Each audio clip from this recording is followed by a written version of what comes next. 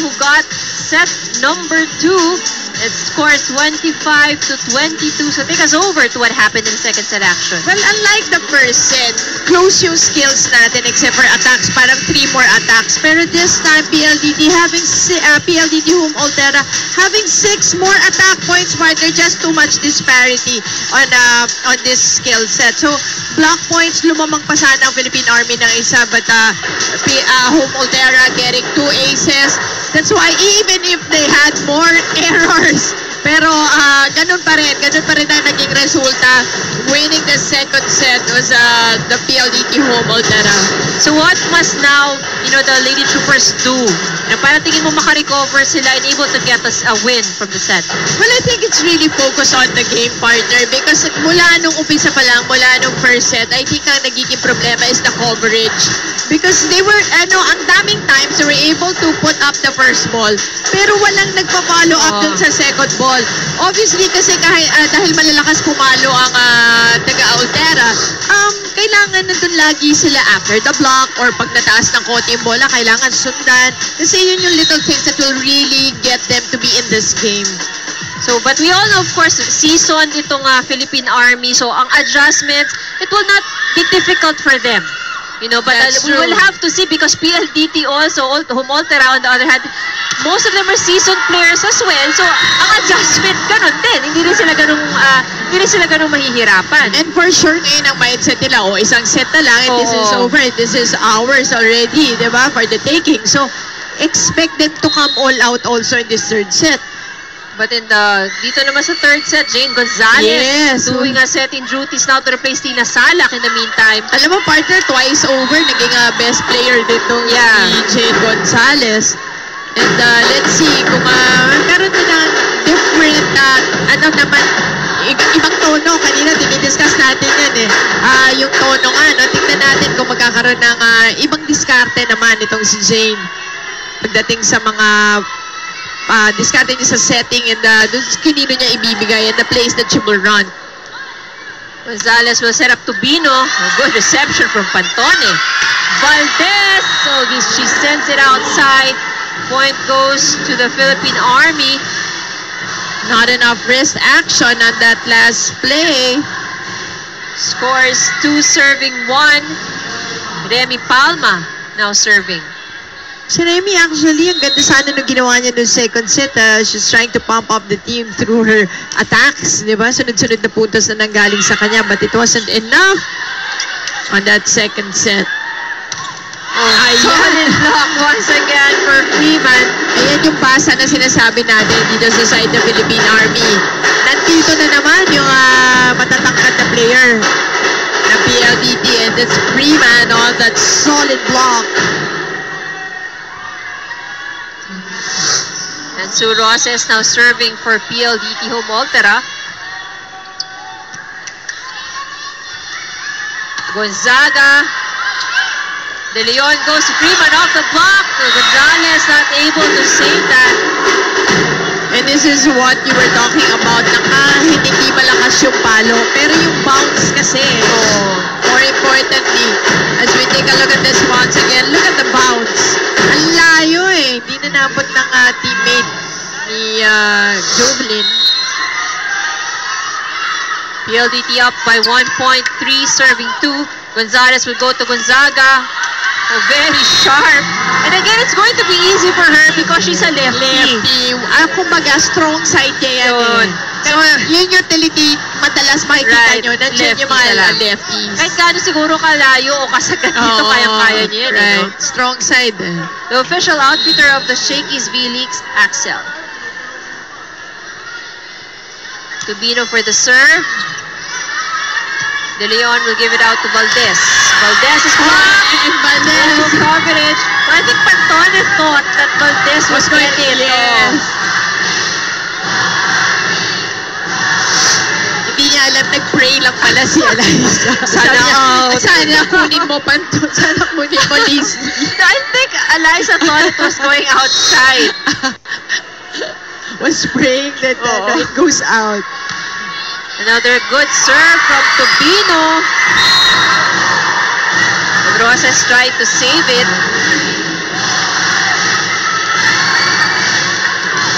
Philippine Army now up by 2-5, serving 3. Good job here from Tobino at the service line. You know, again, not necessarily converted to ace agad. Kasi mahirapan lang sila eh. Yes, para mahirapan sa first ball, yun naman talaga eh. Like, ito, over-receive, diba? Even for Pantone. That's right. Maraño scores a point here for the Lady Troopers. It's now 6, serving 3. Tobino still at the service line. Shakey's, if it's fun and family pizza, it's got to be Shakey's. Oh, a service error. Wala kang Tobino. So, libreng puntos para dito sa Altera. 4, serving 6. It's now Freeman for the serve.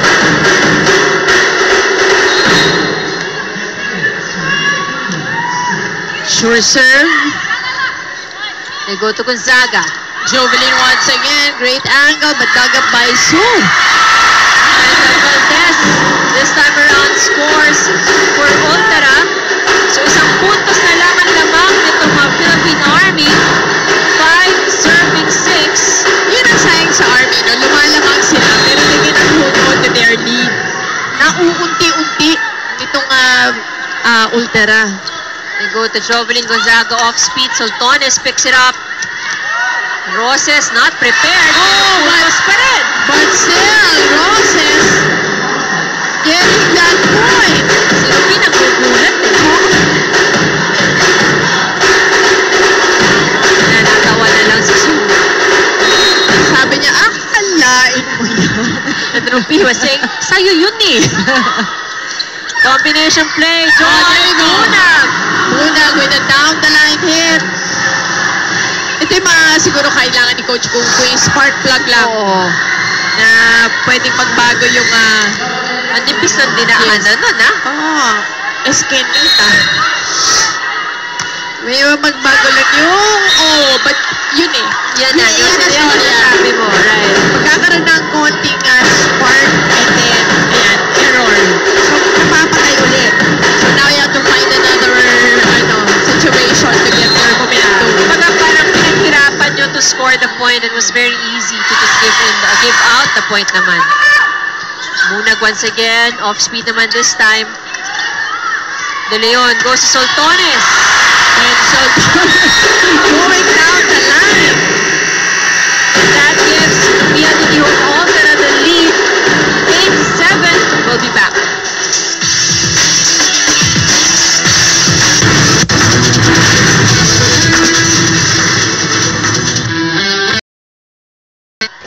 Para sa ating mga kababayan, you won't be missing the action because GMA is also simulcast over different international territories. So you're still up to date sa ating finals action. In the meantime, Miyaka, what do you have for us? Maraming salamat, Ivy. Nagkaroon ng maliit na pep talk para naman dito sa panig ng Philippine Army. It was Dina Salak having a pep talk with Honey Royce Tubino. Sabi niya, keep it low. Kunin mo muna yung receive and then pag binigyan ka ng bola, panuin mo ng buong buo. Wala tayong regrets. At least nabigay mo lahat. Meanwhile, ito naman si Coach Kung Fu, pinagsasabihan yung buong team. Sabi niya, lahat ito mag-change ng momentum kung ibabaguhin nyo lang ang inyong body language. Every time na may error tayo, keep your head up. Balik sa inyo.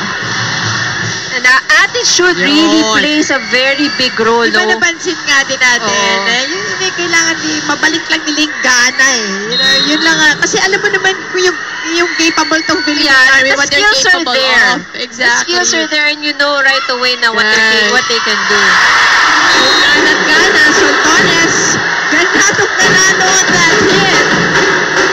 And that hit from Gretza Soltones gives Home Altera the lead once again. It's 9-8. This Ultra Fast 5 was brought to you by PLDT Home Altera, the Ultra Fast LTE for a happy family. Well, so far, PLDT 34 attack points already in this ball game. Army having 24 only.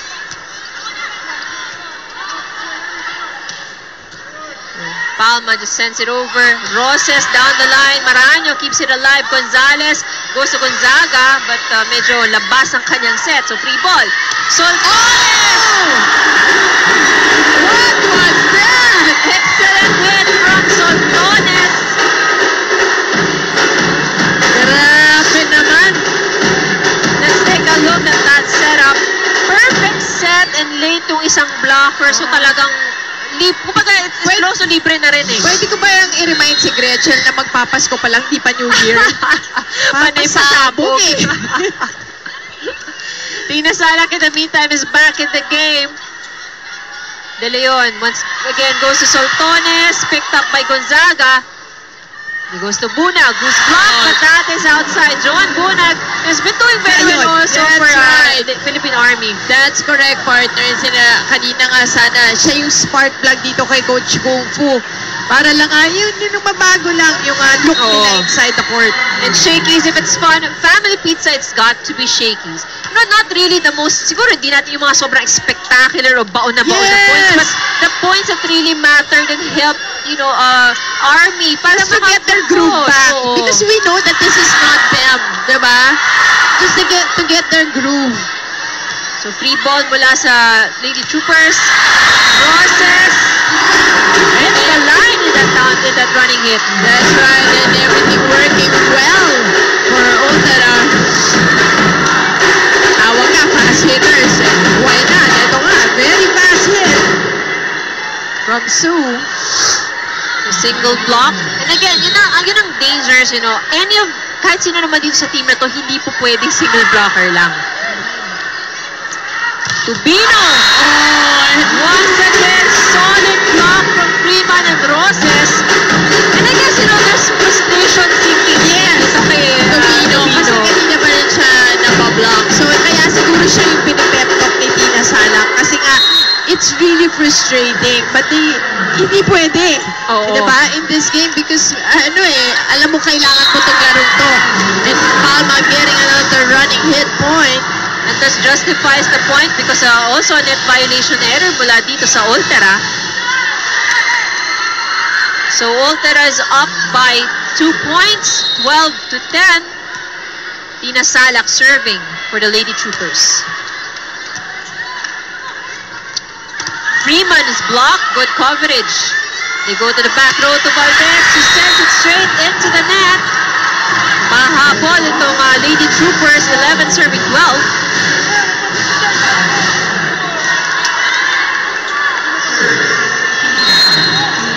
Coach Roger, tense na naman.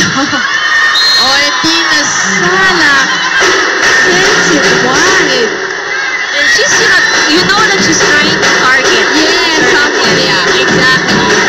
I think it's more the center. Kaya lang lumabas. Well, ako naman sa akin, kung at this point, risk na talaga kailangan. Hindi na pwede kahit yung tinatawag na calculated risk, diba? Mahirap na eh. Knowing Tina Salak, talagang go for gold. So, ilipas mo ng lahat. But Valdez, yan, nilabas na nga. Nilabas na yung lahat and gets another point as you see mga Eliza Valdez fans. Pikachu, no? Alam na alam mo yan, Mozi. Ghost. alam na alam ni Mozi ang ano na yan. Ikaw sa ilalim nag-ghost yung finger ko. Gretchen Soltones with a jump serve combination. Gonzaga. Almost alive na para dyan sa Ultera. Sayang, nandun may second ball din sana. Third naman ang nawala. The all-important third ball. Yan. Di ba kanina nagko-kombinasyon sila and that's been successful on the side of the Philippine Army. Kailangan siguro yun ang puntahan nila ng puntahan. Right. Probably more of that, you know, to confuse the, yung defense ng PLDT o Ultera. Valdez off the block. Valdez getting another off the block point.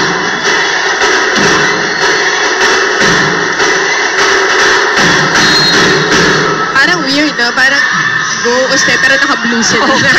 PLDT also passed LTU for Happy Family with speeds up to 10 Mbps, monthly internet for as low as $9.99. But it's actually Go Valdez. Kasi sounds like lang. Sounds like lang.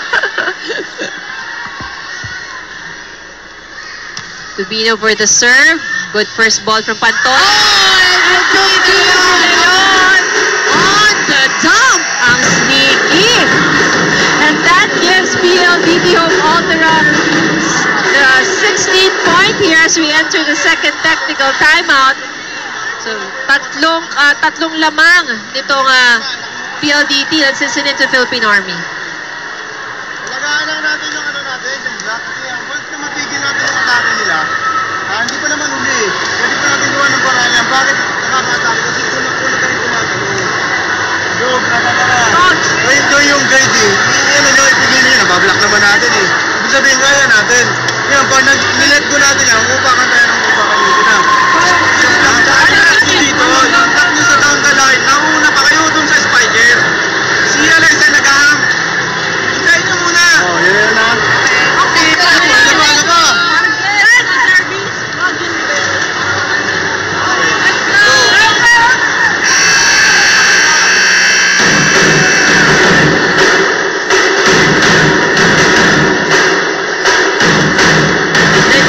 PLDT Home Ultra Volley Friends of the Game. Follow Volley Friends with Viber Public Chat at maging isa sa mga lucky followers who will get a chance to win weekly game tickets, exclusive Volley Friends merchandise, and autographed jerseys of your favorite players.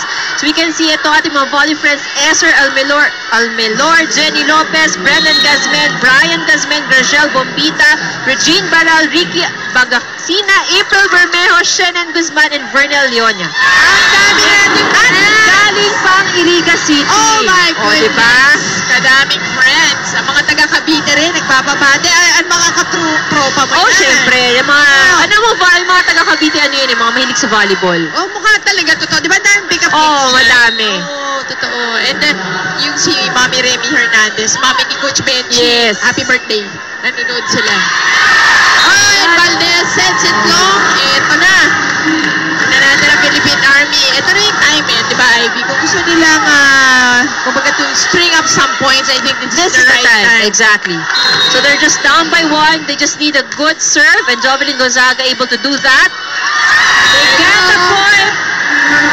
We're tied now 16-all. Well, so far, Marani already with 11 points, Gonzaga with 8, Tubino with 4, Palma with 5. On the other side, Valdez with 15, Freeman with 14, Soltones with 7. Mikasa, the official ball of the Shakey's V-League. And the Banadera this time scores for Altera. 17 serving, 16 still a tight match, still anybody's game at this point. You can see yung Altera, maganda sa kanila, nakapunta sa Army. Right away, kinuha ka agad, diba? Recover. Hindi Banadera yung puntos. And Valdez gets another ace. Miscalculation on the part of Tubino.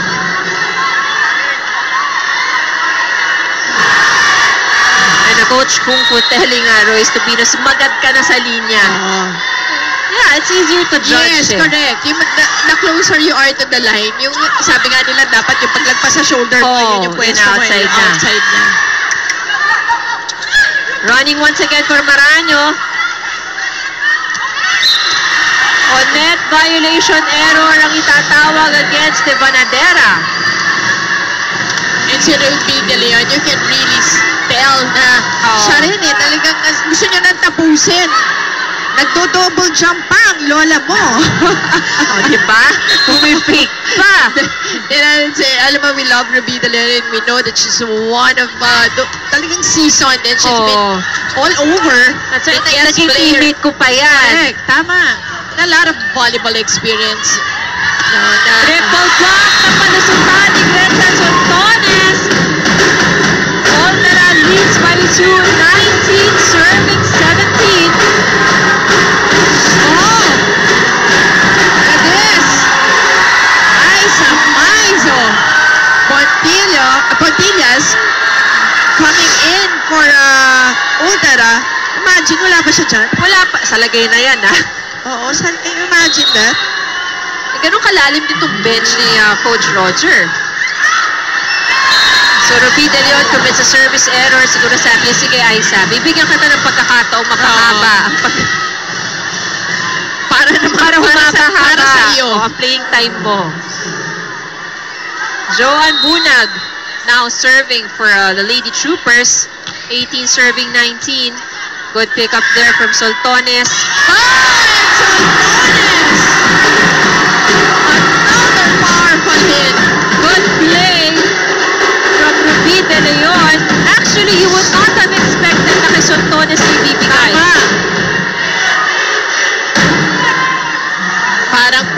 China yan. Napanood ko na yun. Oh, at it confused the Army blockers kasi si Puntillas nandun din. So parang ikaw, kanino ba ibibigay?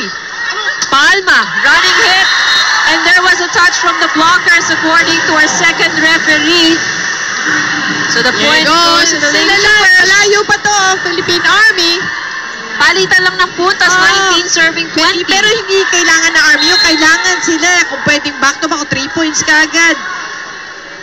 Tina Salak. And look at Coach Kung Fu. Giving instructions. Diba? Oo, kung kinino ibibigay. Freeman off the block.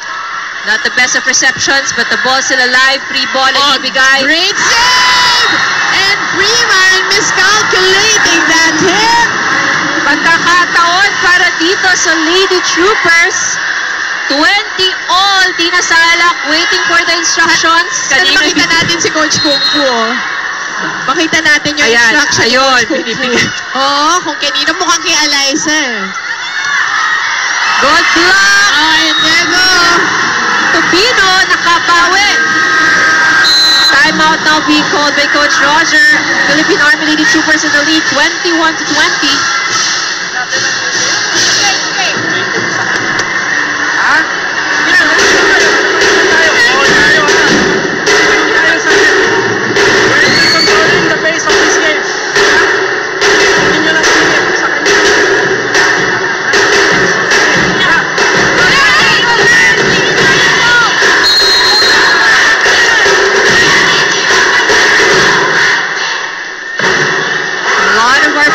Fans enjoying the action. Like I'm saying, pag mahina ang puso mo, hindi ka pwedeng manood ng finals. Ay, oo. Lalo na yung bakbakan talaga. Very close fight na finals. Like this one, even if let's say Oltera is up by 2, lagi nasa 20s pa rin naman yung score eh. So this comes back in for Oltera.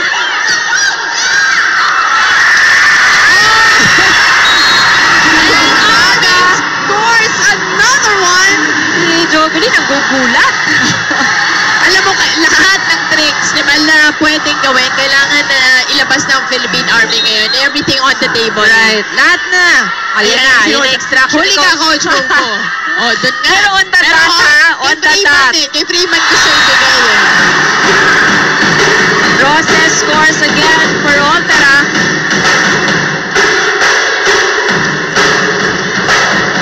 And Soltones. They're getting ready to serve. Oltera just down by 21-22. Ito na ang all-familiar jump serve ni Gretzel Soltones.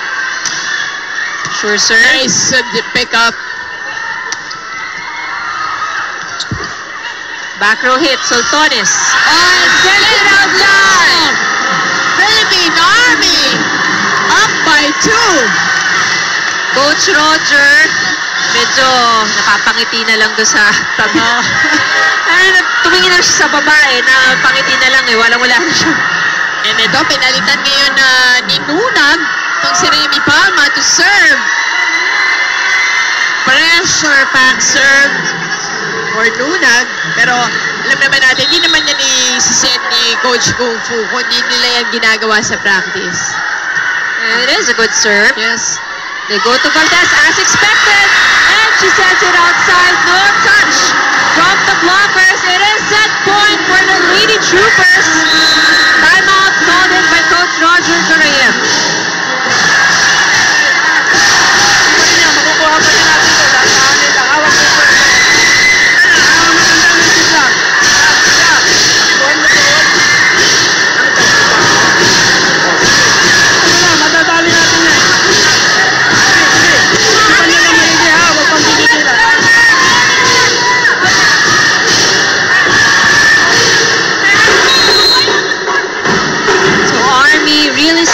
To extend this match.